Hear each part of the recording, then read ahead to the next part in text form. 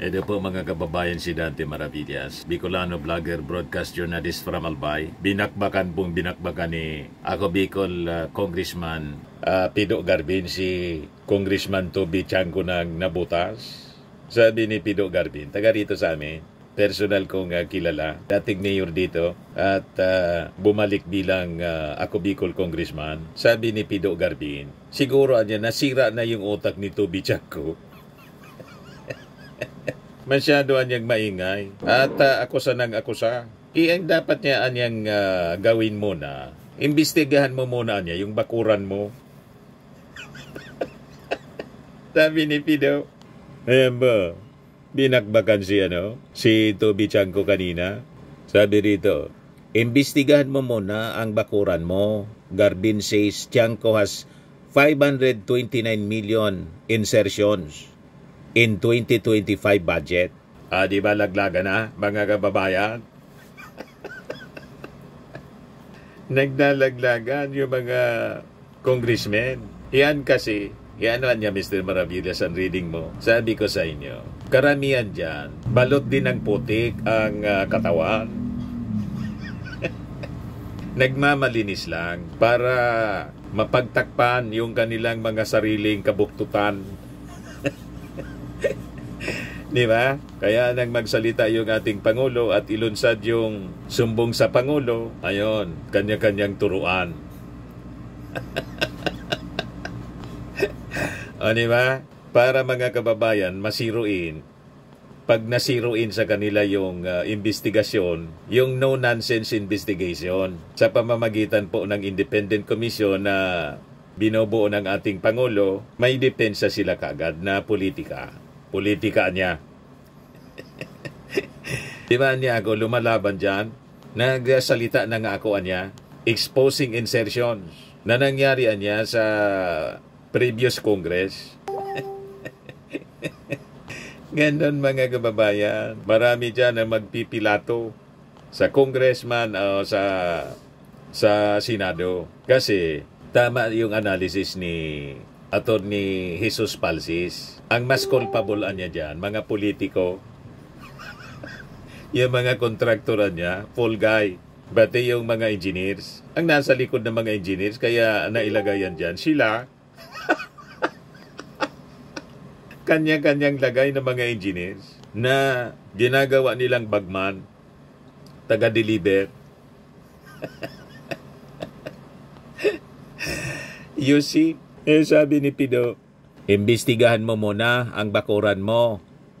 Garbin says Chanco has 529 million pesos insertions sa 2025 budget.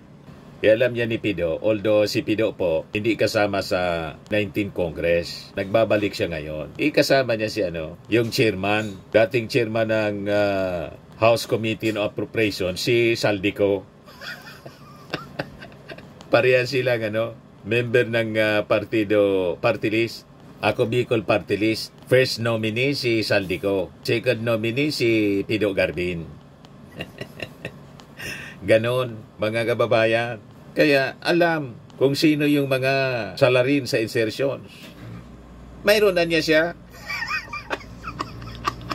Yan Sino palpal? Ang dami nito. 529 million insertions in 2025 budget. Huwag niya siyang masyadong maingay. Sabi nga dito sa amin, de nga ni anya magpara iro, nganing day maramog kiudo. Huwag masyado magaslaw. Para yung bata, pag magaslaw masyado, di ba? Pag dumudumi, huwag magaslaw para hindi kumalat yung dumi. Yan ang ibig sabihin niya. Day magpara iro, ngani day maramog kiudo. Sabi ng mga matatanda sa amin dito, huwag masyadong magalaw para hindi kumalat yung dumi sa kanyang katawan mismo. Kumalat ngayon. Sabi ni Pido Garbin, siguro niya, nasira na yung ulo dahil hindi naging speaker. Gustong maging speaker. Wala naman na sumusuporta sa kanya. Gustong mag-apro chair. Ang apro chair kasi, pinipresenta yan sa plenaryo. And in the plenary, it will be voted upon by the majority of the members ng Congress. Wala naman gustong bumoto sa kanya na maging hindi approval chair, appropriation chair.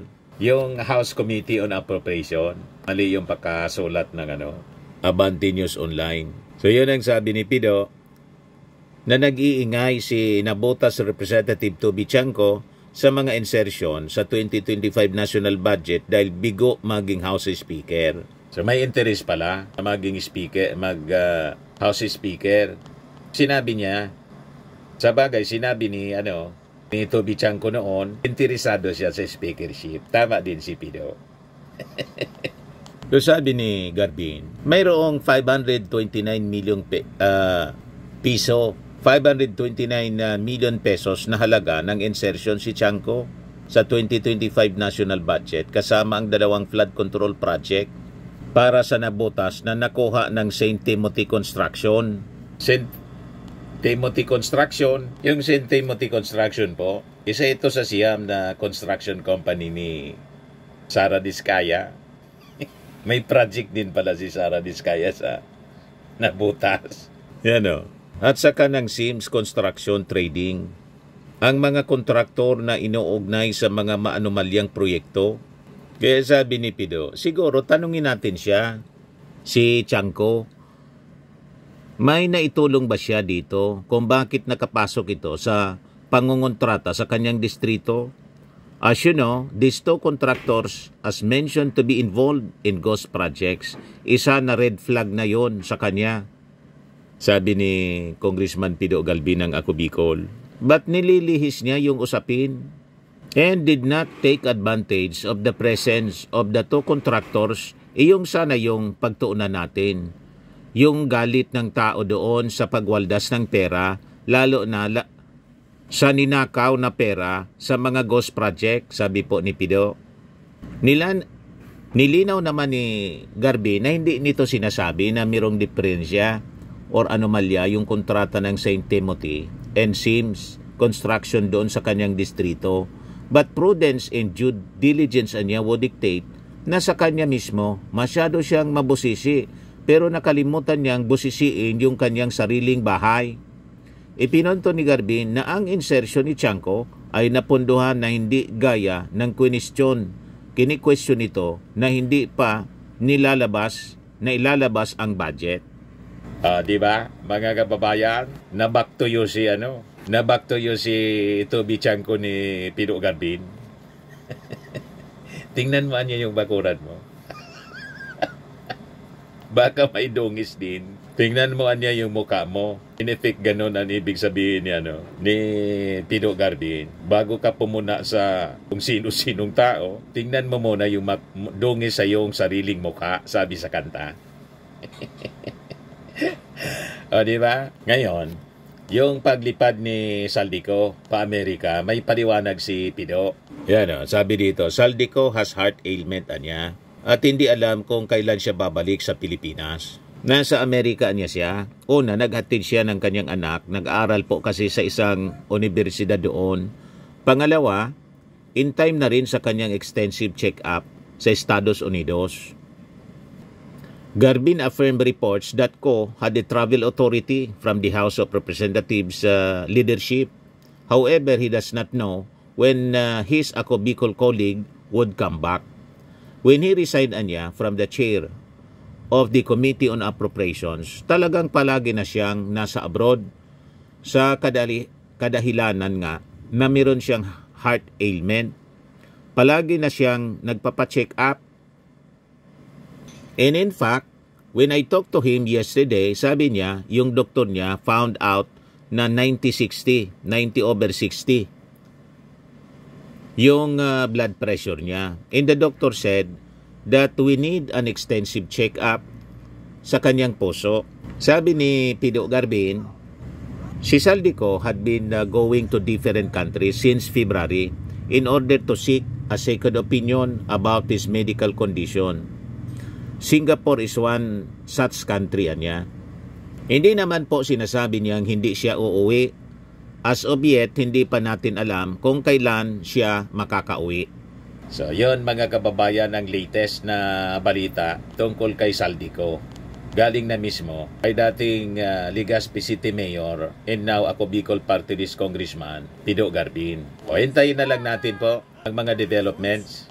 O, ito yung latest mga kababayan sa Wawal Builders tapos Sims Construction Company. Pinapahold na yung bayad ni Secretary Vince Dizon. Sabi rito, inanunsyo ng DPWH na ipinahold na nito ang bayad sa ilang kontratistang sangkot sa mga ghost opaquing flood control projects.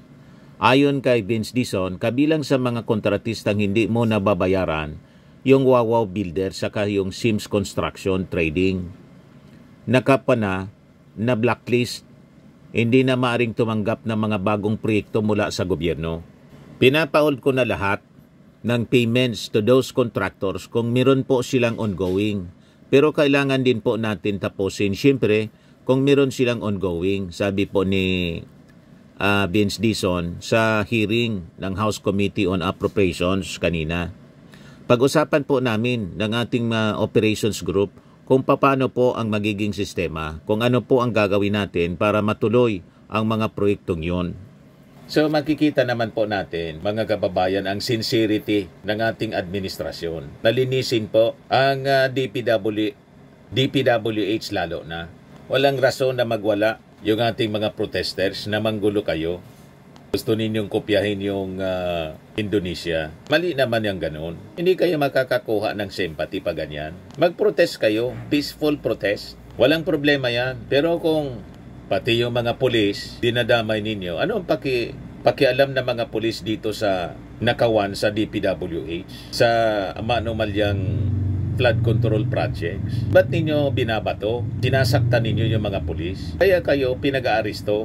Mali ang inyong ginagawa. Tingnan ninyo itong sabi dito ni Secretary Vince Dizon. Sabi sa report ng Pilipinas Today, Secretary Dizon nalito sa DPWH budget. Humingi ng panahon para ripasuin ito. Ako po ay dumaan sa ilang briefing. Aaminin ko po sa inyo, halos wala po akong maintindihan sa gulo ng budget na nakikita ko. Kahit na matagal na po ako sa gobyerno, marami na rin po akong ayon siyang nahawakan. Ako po ay litong-lito hanggang ngayon. Sabi po ni Vince Dizon. Wala daw siyang naintindihan, mga kababayan, sa budget na isinumiti ng kagawaran sa National Expenditure Program para sa 2026. So, umingi siya ng 1 week, isang linggo para i-review ang budget. Alinsunod sa direktiba ni Pangulong Ferdinand R. Marcos Jr. na ayusin ang budget ng DPWH. Kasi ang sabi, napakarami pa ring insertions. So, iisa-isain yun, mga kababayan. Sabi nga dito sa amin, himasiun mo anya. Himasian, kimaray. Alam niyo kung ano yung himasian? Yung bigas, kailangan tingnan na mabuti. Baka may mga palay. Pasi yung yung tawag sa amin. Pasi. Palay. May palay pa siya. Kailangan malinis. Kasi ang daming insertions. At yung insertions po nasa NEP, talagang rooted na po yung sindikato.